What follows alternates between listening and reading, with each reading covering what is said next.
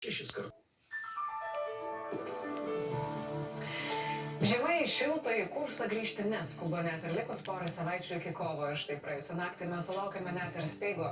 Štai Joniškyje oro temperatūra buvo kritusi net iki 32,9 laipsnio, o Šeduvoje šalo iki 30,1 laipsnio. Na, kol kas šioks toks atšilimas matyti kitos savaitės pradžioje, bet ir jis dėja, sinoptikai sako, gali būti visiškai trumpalaikis. Tad dabar apie artimiausią parą mūsų šalyje. O šiandien daug kur pirmiausiai vakarų Lietuvoje turėtų pradėti snigti ir kils pūgos. Vėjas pietryčių smarkokas 7–12 m/s.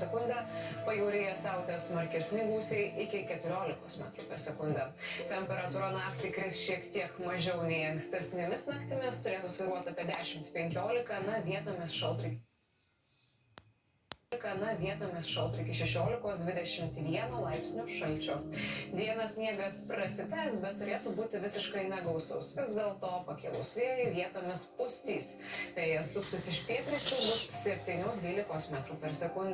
O temperatūra dienos metu svyruos tarp 6–11, pajūryje 3 ir 5 laipsnių minuso. Kągi metas pakeliauti po regionus, pažiūrėkime, kur bus švelniausia. Pirmiausiai šiaurės Lietuvoje rytoj diena šalta. Nuo 10 iki daugiausia 12 laipsnių minuso. Ir kaip matote, šiandien bei ten jau pasibarstys negausaus sniego. Rytinių rajonų gyventojai trečiadienį pasitiks lingaus sniegeliu ir vis dar rimtų minusų. Nuo 9 iki daugiausia 11 laipsnių numatoma dienos metu.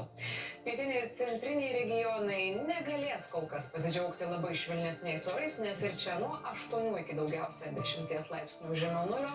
Ir kaip matote, daug kur turėtų pasnigti.